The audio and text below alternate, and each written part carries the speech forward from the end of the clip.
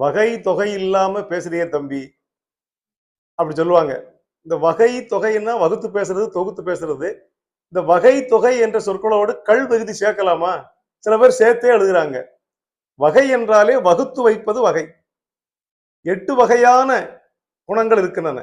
4 வகையான இனிப்புகள் இருக்கின்றன. இப்படித்தான் இந்த வகைப்படுத்தப்பட்டிருக்கின்றன. இது ஒரு வகை என்று வராது. இலக்கணம் எத்தனை வகைப்படும் கேட்போம். இலக்கணம் ஒரு வகைப்படும். ஏதாவது ஒன்றுதான் இருந்தால் அது ஒரு வகை என்று சொல்வதில்லை. ஒரு வகை, இரண்டு வகை என்று சொல்லலாம். ஒரு வகை என்பது வராது. அதே போல தொகை 8 தொகை நூல் சேர்ந்து 8 தொகை தான். 8 தொகைகள் நூல் அல்ல அது, 8 தொகை.